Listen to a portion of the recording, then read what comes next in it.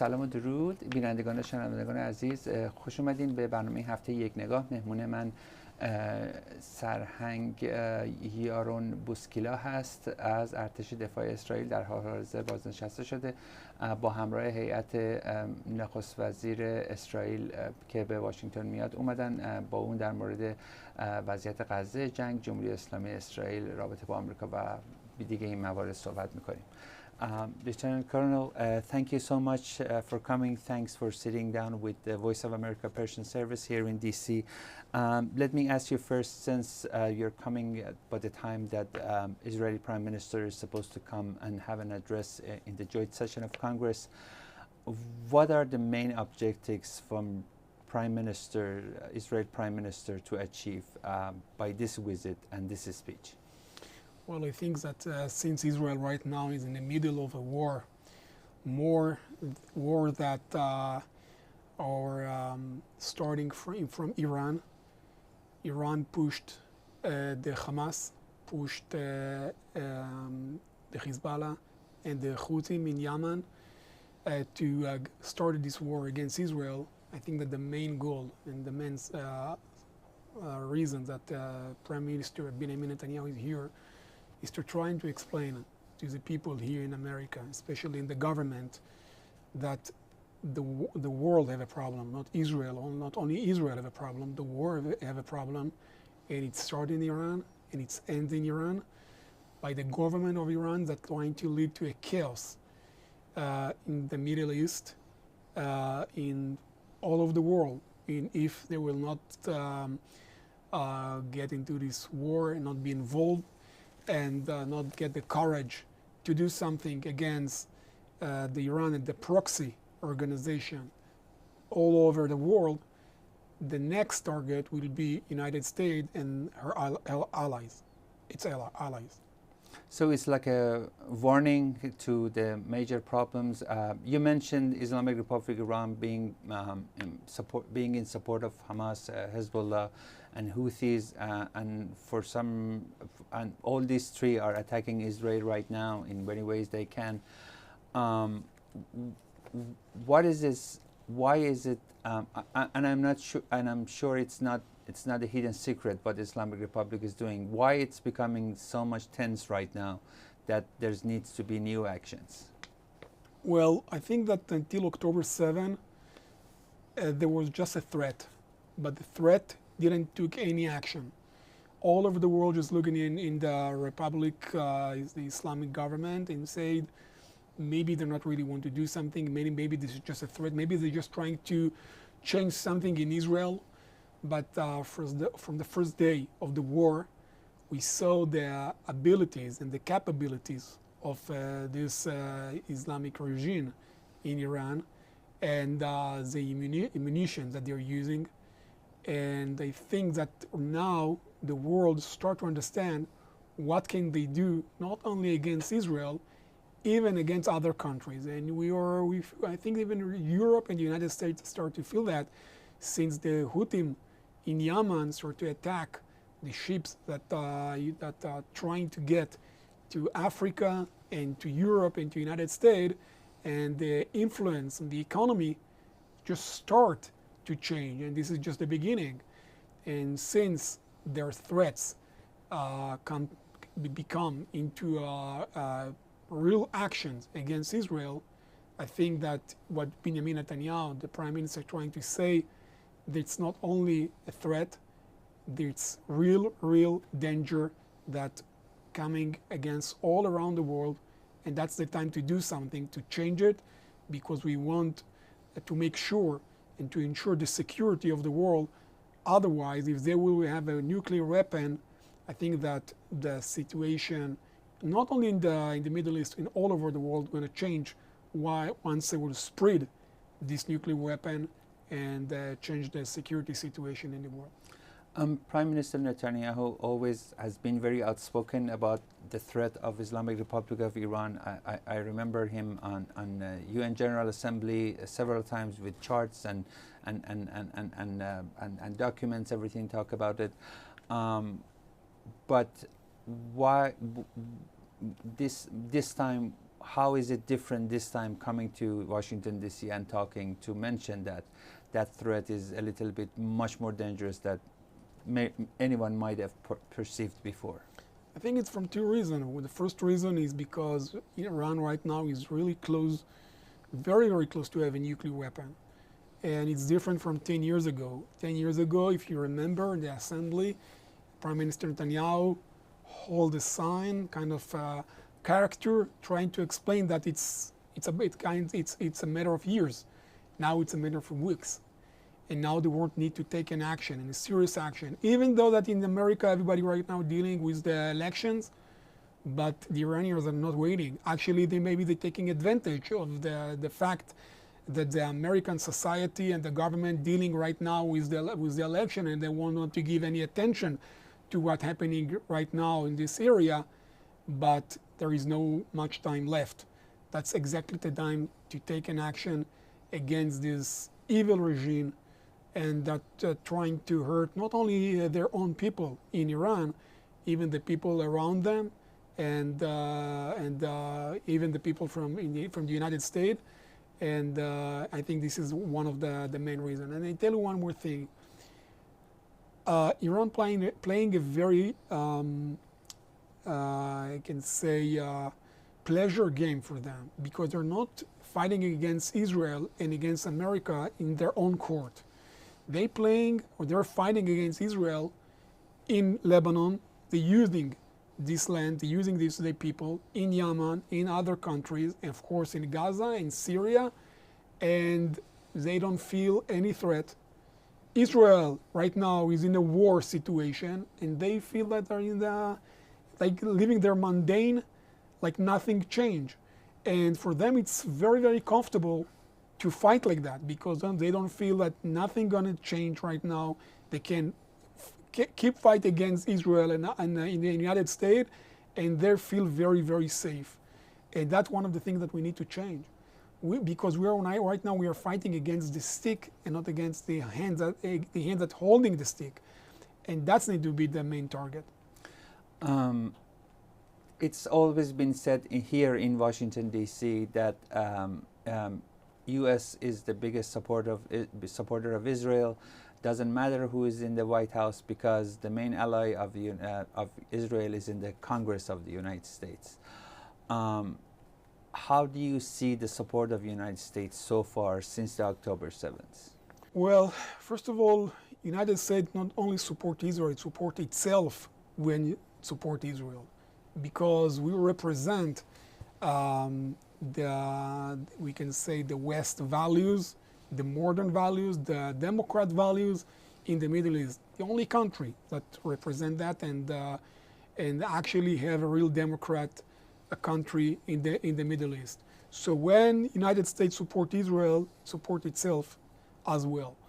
I think as many people heard that the support was changed from the first day of the war, that America declared that there will be unconditional support for Israel. And if you remember when Biden speaks and he said the famous word, he said don't, but after the don't, nothing really came, not against the Hezbollah and not against Iran. And Israel is supposed to actually defend itself by herself. So right now the support is not 100% as we expect when it comes to ammunition, and when it comes to attack Iran and their bases and their allies around the world, and that way what we expect them to do. And for their own security and for the security for all of the world, we're trying to convince them and to explain them and to push them. You know, America is one of the richest countries in the world. Because it's very rich, it's very strong. And once you are very strong in the neighborhood, you can choose what to do. If you can take the responsibility to say, I'm strong, and take the responsibility to make sure that will not some criminals would come and change the environment in the neighborhood, or you can just go to the gym and work out in the gym and just stay by yourself and say, I don't care what happened in the neighborhood. And I think this is the time of America. This is the time of America to show the world that they are not only strong, but their abilities are that they build by the years is the time to show to the world that they fighting against the evil, fighting against the terror, and they're not giving to all of the crazy leaders around the world, not only in Iran, to change the lives that you're willing to. If I understood you correctly, and correct me if I'm wrong, but it is safe to assume that you're meaning that President Biden helped Israel in many ways that he could from the beginning, but at the same time there are some pressures from the United States needed for Islamic Republic and Hamas and Hezbollah that was not met according to your expectations. I think he didn't do enough. He could help Israel by defending Israel from the Hezbollah and to attack the Hezbollah, and to make sure that the Hezbollah have no abilities and there is no shooting and launching rocket into Israel. They can attack the Houthim, and they didn't do so until we attacked in the Houthim a couple of days ago, and now they attack with England, the Great Britain. They attacked one of their position, but it's not enough. And again, we attacked them in Yemen, but we didn't attack in Iran.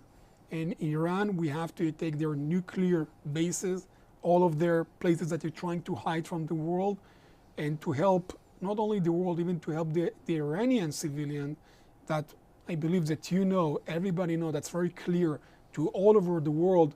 By the way, not like in Gaza, because in Gaza it's different, because that the society in Iran, much of the society actually want to live in peace. They don't want a war. They don't want to suffer. They don't want to live in a very bad economy. It was for a year. It was one of the best and the societies in the world that was very, very brilliant people. They brought a lot of good things to the world. And in the last decades, this regime just changed everything. So for the people in Iran and for the people around the world, United States need to take an action, and they need to take it now. We talked about October 7th and the things happened since then. One of the unique things that happens that Islamic Republic launched for the first time from its own soil attacks to Israel. And Israel also responded back, although we don't know any kind of information or detail of what kind of magnitude it was. If you're talking about the Islamic Republic, what they're doing and their nuclear activities, do you think military solution would be something that could fix it, or it might make it even worse? I think that's the only way. I think that if I correct me if I understand you well, you're asking if a military solution, active solution, will change the situation. I think that's the only way against this violent regime. This violent regime, by the way, it's I try to correct myself. It's have to be not only a military a way. It have to be even by economic way. But the thing is, once you're trying to change the policy of the economic situation in Iran, you bring a very big impact about the society that actually don't want to be part of this war. But I think that the Iranians are very, very sensitive for their own leaders, attacking their leader, associate them, attacking their army bases. That's the only way. I think that United States have a big fear from changing the situation with Russia and with China, and that's why they don't want to get involved in this area. But I think that they're doing a big mistake, because once you're not doing anything there, you just make them stronger. They feel that America just gone, that not in the area anymore. By the way, the Sunni countries like Saudi Arabia and other countries, they see that America is not there. They're starting to make a new agreement with Iran, more meeting with Iran, and signing about cooperating, because they say we have to ensure our security. So if America is not going to be here, we have to take action that will make sure that the Iranians are not going to attack us. So I think that the Biden government don't really understand the situation there, and they have to change it, as I said. No, I understand your point. The option of military action against Islamic Republic of Iran always been part of series of discussions that goes on. On the other hand, it has to be said that for the point of view of those who don't like the military intervention is that first of all, they don't know exactly how successful it will be against nuclear facilities of Islamic Republic. They don't know what would be the outcome after that if Islamic Republic stays there is somehow still, even stronger. And they don't know what happens to the security of the Middle East, especially when you have Iraq in a very volatile situation. Syria, I think half of the country is still not in control. So that's a concern that they have about this. Well, we know what will happen if we will not do nothing about it. That's for sure. That's the answer for what will happen if we will not do anything. We know. We see where it's going to. So the only thing that we can do is to do something different from not doing anything. And I think even if you are, when you're fighting against terror, and I was serving in the IDF for 24 years, and I was fighting against the terror in the Judean Samaria, in Gaza and Lebanon, you need to have a lot of patience. If you think that this is like kind of an high-tech company, just an exit that you just attack one time and the threat is gone, no, it's not working like that. But you can take their capabilities 10 years back or 20 years back, and then you need to rethink again about now what you need to do and make them understand that they have much more to lose than to earn if they will keep and run to a nuclear weapon and attack Israel and other countries like Egypt. By the way, the Houthi attacked Egypt and Saudi Arabia, and they need to know and to understand only by actions that they have much more to lose than to earn. You mentioned Islamic Republic of Iran through its proxies being a threat and danger to Israel, United States. You want them to support more. The other thing is I'm struggling to understand is that Islamic Republic of Iran also supports Russia in the war against Ukraine, which means it's a war that is in the European soil.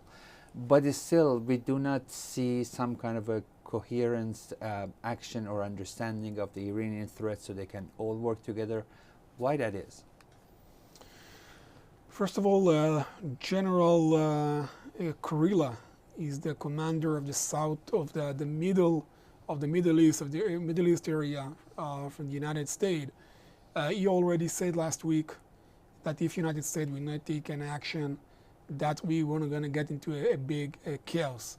And of course, that once that Iran start to support Russia, it means that they are fighting directly against the United States. So if you're asking why there is no action yet, I think that right now United States just dealing with their own problem, like the inside the United States with the election, and they actually don't want to take out the head out of the water and to look outside. And many times, I think the United States made these mistakes even before 9/11, when they saw how the terror is raising his head in Afghanistan, and they didn't take an action, and they did it just after they got hurt by those terrorists. And they better do that now before they will make the first move. The same like they did with Israel. I think Israel made the same mistake. Before October 7, the Israeli can see a policy was that we need to wait and not to do nothing, maybe even to feed the Hamas, give them money, and then we will delay the war.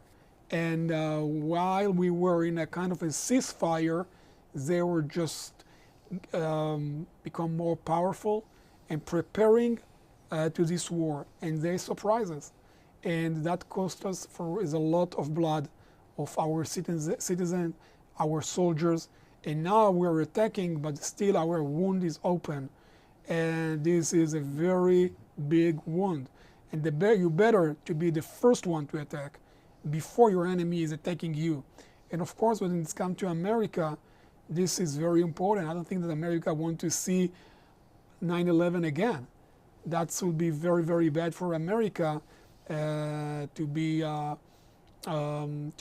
get attacked by any terror organization. And I don't think that Iran is not planning to do that. Maybe in America and maybe in some other places that America have interest or have bases or their citizens. And it's better to take the action now and not to wait to respond. We asked this question several times from Biden administration about their policies towards Islamic Republic of Iran.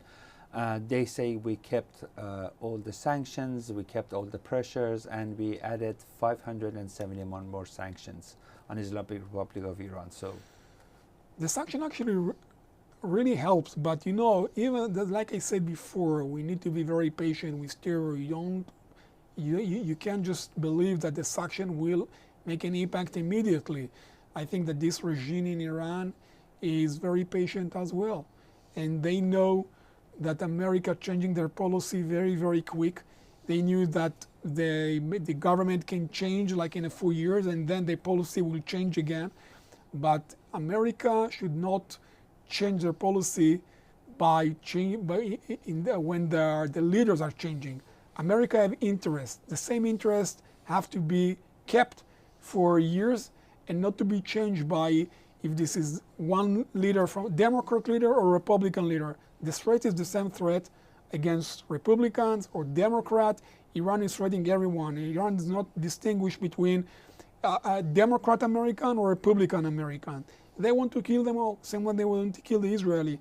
When the Hamas infiltrated into Israel, he didn't ask the families that he killed, are you from the left wing or from the right wing?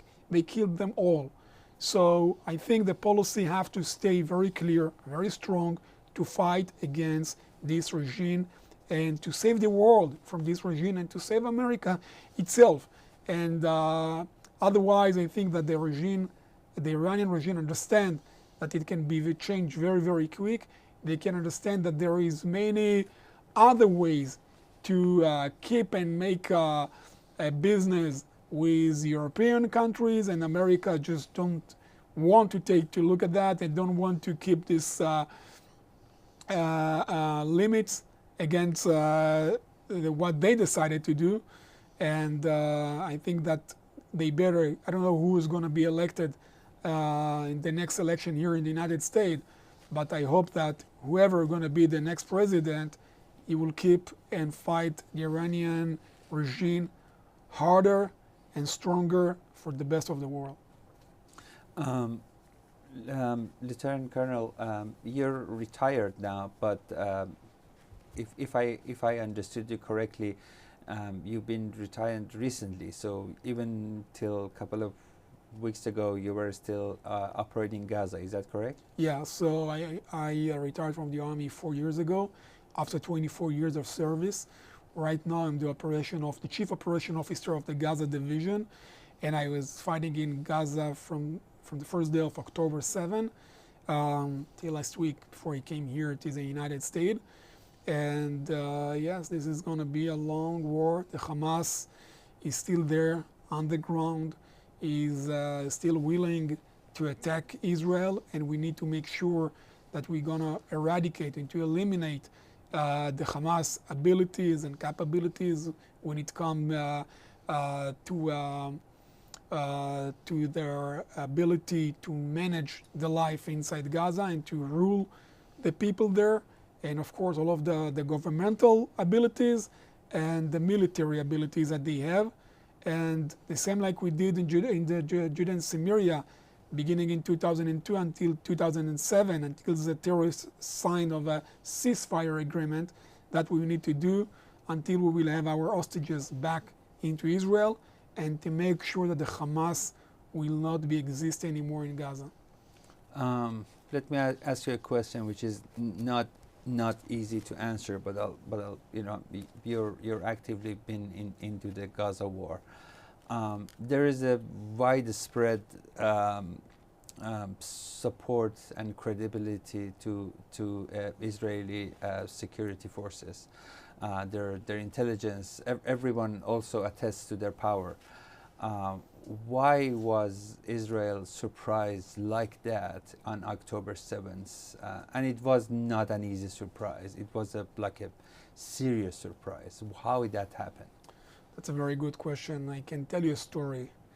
4 months ago, really rich guy, very known well here in the United States, came to Israel to visit one of the villages next to Gaza. And we were working together in this kibbutz, and he asked me the same question, how Israel was surprised. So I asked him, you're a businessman, right? He said, yes, I am. Are you a rich? He said, yes, I'm very rich. Are you a good businessman? He said, I'm very good. This is in 2008, did you lose money when the market collapsed? He said, yes, I did. But all of the signs were there. I asked him, didn't you see all of the signs? How did you lose so much money?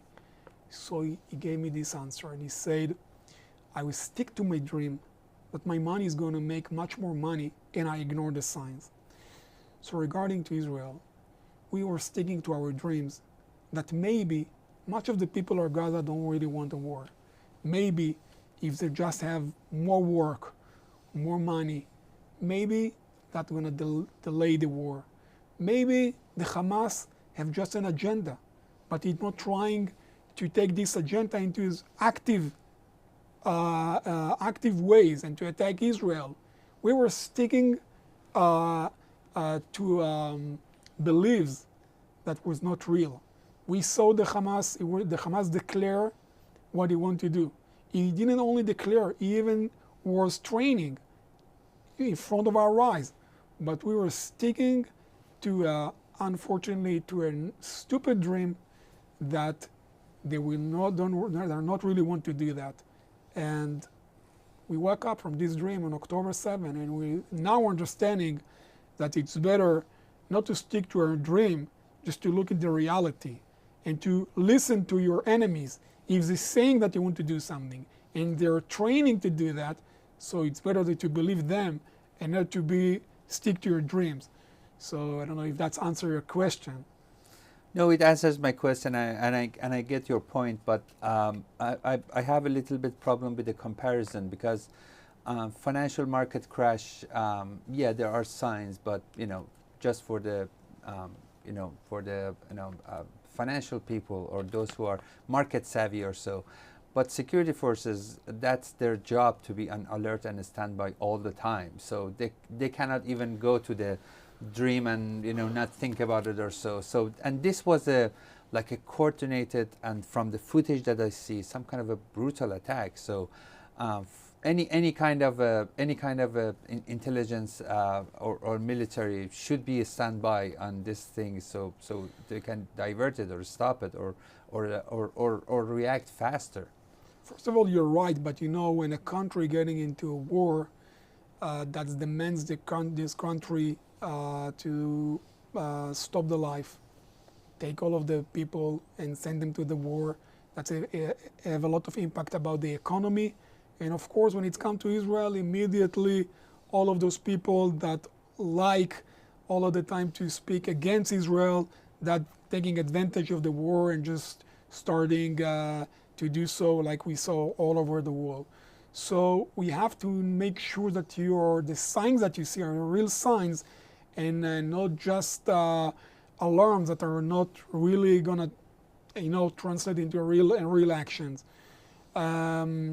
Usually, like between the United States and Russia, for years there was the Cold War.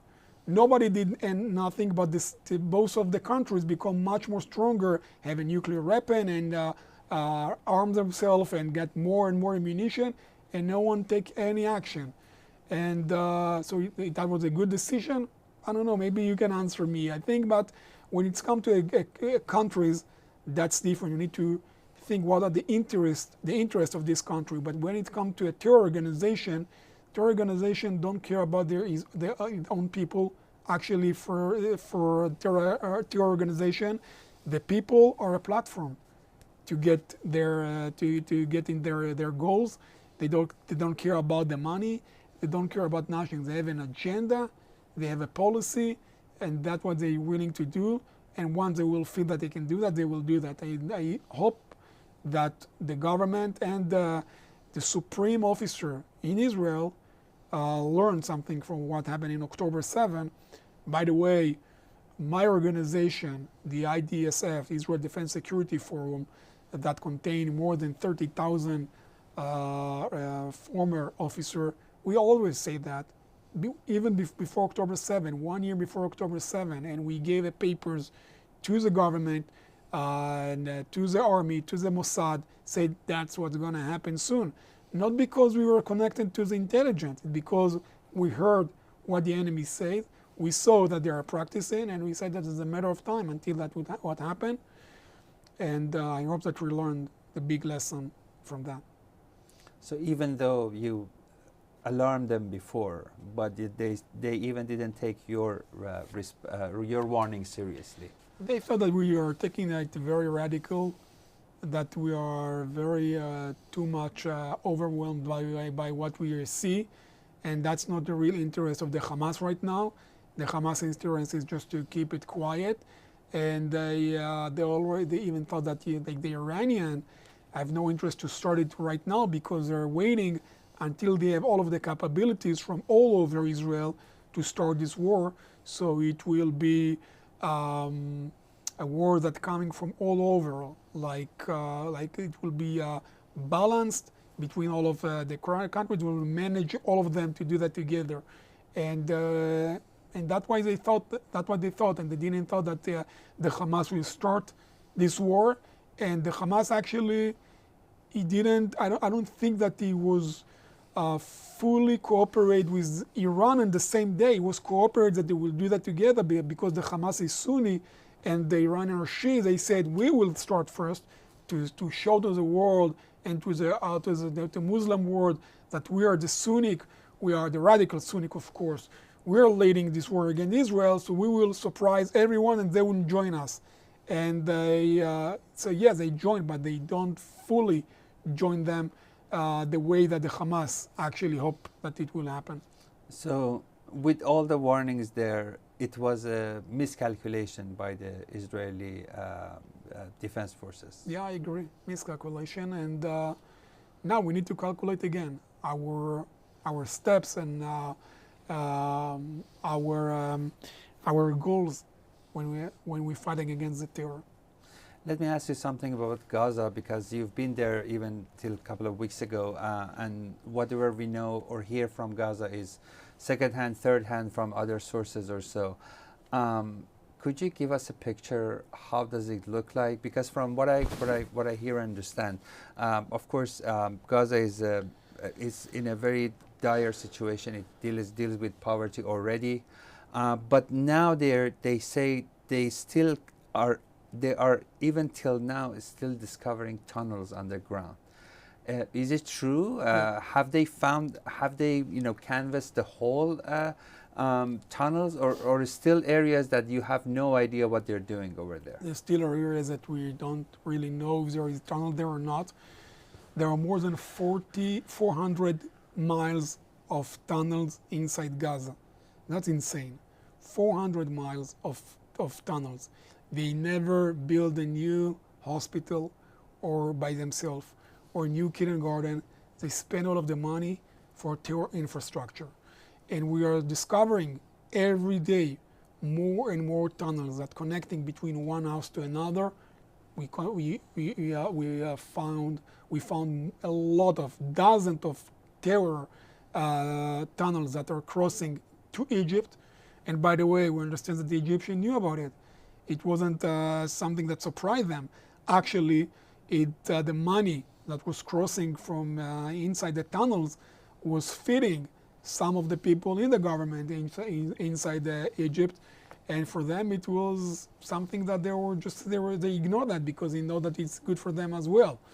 So right now we keep fighting inside Gaza. We're holding right now the border between Gaza to Egypt to make sure that we are blocking all of these tunnels or eradicate the the tunnels and to make sure that there is no tunnels anymore that crossing from Rafah into Sinai.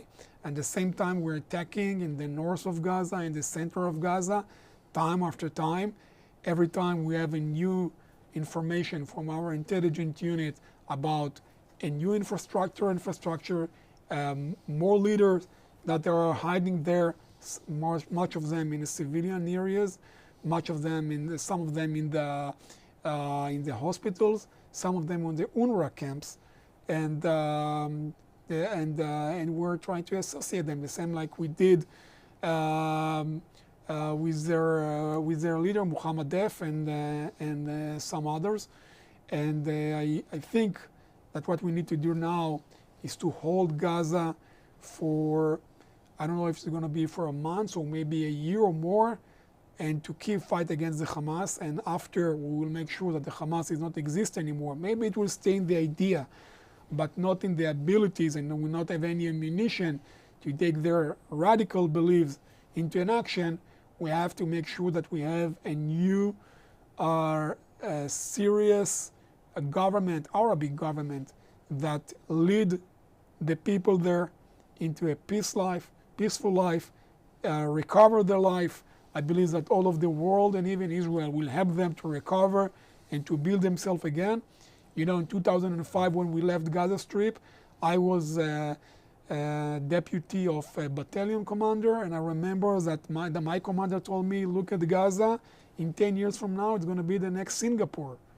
And as you can see, it's not even come close to Singapore, vice versa. It just become more and more bad, more terror, and just the Hamas just took advantage and they use and abuse the people for their own goals. So we have to keep and fight there, and to bring our hostages back home, and to make sure that Hamas is not there anymore. Yeah, you told about the infrastructure and the tunnels, which is vast, and it's still and you're still discovering. How is that even possible that they made all this infrastructure without any kind of detection or notice? Because as what you say, this should be huge underground infrastructure that's going for some time now. Yeah, unfortunately, our intelligence unit wasn't good enough to follow them and to have all of the information that we need to know before the October 7 about all of these tunnels. And more than that, even if we knew about all of the tunnel, we need to take an action. And again, unfortunately, our leaders and even our supreme officer didn't want to take an action because he believed that it will be useful, these tunnels, and they're not going to use it against Israel, and they just let them be stronger and stronger and to prepare for October 7. So yes, we missed a lot of information about what's happening. We didn't know about their abilities to use and to do so many tunnels. We didn't know about all of the tunnels that crossing into Sinai. And now we're learning, but we're learning we pay a lot of blood to learn and to find out all of the things that we have to know before. And let me ask you a question about Hamas.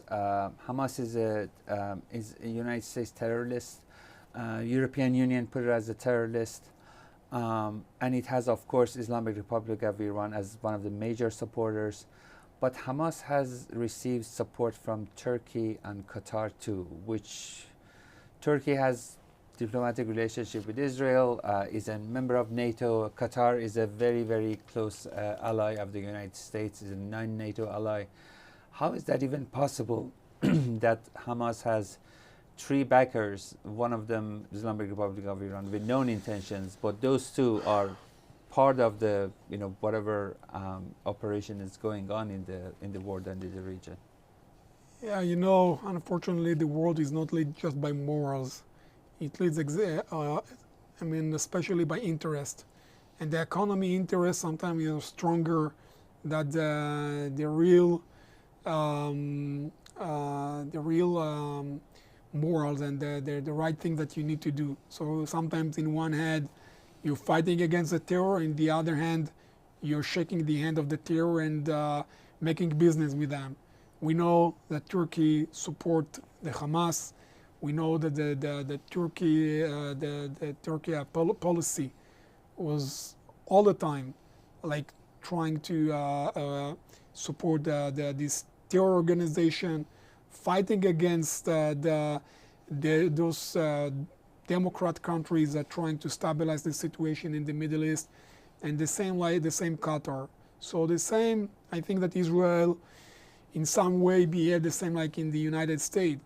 In one hand, we were fighting against the terror, and the other hand, we try to make our allies stronger with Qatar and with Turkey, and we didn't decided to block our relationship with these countries while they are feeding the terror. Let me ask you a question about Gaza, because you've been there personally. Do the ordinary people on the street have any idea what's happening in that area, or are they same as surprised as you are about the tunnels and what's happening, or so, or there is a public knowledge that they know exactly what's happening in that? Most of them know exactly what's going on. In many houses, I think the majority of the houses inside Gaza used for terror. We found thousands of houses that used for tunnels, that you can find the tunnel muzzles in the kitchen, in the kids' bedrooms, and of course the people that lived there knew about it. We found a lot of explosive charge inside the houses, and you can even see that, you can Google it and see that we found in some of the houses Hitler pictures, Mein Kampf books against Israel. So you cannot say that the majority of the people inside Gaza were not involved in the terror and didn't support the terror, didn't know about what's going on, and were surprised the same like Israel. That's absolutely not true. They actually encouraged them. And even in October 7, after the first wave of attack of the terrorists, there was a second wave of, I call them the mob, that they come with a knife and ox and kill and join them, and for them it was celebration. Now that the gate is open, we can kill the Jewish people. And that's what they did. They slaughtered a lot of people, children and women and old people, and they took a very strong place in promoting the terror inside Gaza. Let me, I'm sure we can talk about hours, but let me ask you my last question, if I may. You said the idea is to disable Hamas and not give them any kind of capability going further, which means, closing down all those tunnels, maybe fill them up with cement. I don't know what it is, but is there any option B for Israel that say, okay, we're not going to do that, we're going to do something else? Or this is something that Israel says, this is going to happen no matter what. So it's non-negotiable, there's nothing we can do, because there are lots of ideas about we're negotiating, we are coming to a peace process, but this is something that this is the core that remains. Is it that true, or there is an option B that Israel might change? So there is not a full agreement about it. First of all, because some of the people in Israel say that we need to sign about to get into negotiate with the Hamas and to sign about a ceasefire agreement to bring our hostages back home, even if it means to stop the war and leave the Hamas inside Gaza. And some of the other people, especially from my organization, the supreme and very, very high-rank officers, and of course in the government, say that we should not stop the war. We need to ensure the life of 1 million people in Israel. Yes, we have hostages there. First of all, I personally think that one of the ways and the best way to bring them back home is to fight against the Hamas and get back into negotiation where they have much more to lose, and they're not controlling the negotiation, and they're deciding what will happen with Gaza next. No, Israel will need to be stronger in the negotiation. That will happen only if we will be stronger in the war inside Gaza. And so I think that's the faster way to bring the hostages back home. And second, we need to think about the future of Israel. This is not a war about this generation. It's a war to ensure the security of our next generation. If the Hamas will still be there, that will encourage the Hezbollah, encourage the Houthis, encourage the Iran to do the same. They will understand that Israel is weak, that Israel cannot defeat terror organization, a weak terror organization inside Gaza. We have to make sure and to show to all of the world, especially to the radical countries where the terror is like Syria and Lebanon, and I mean not Lebanon as a country, the Hezbollah, that we are not going to give up.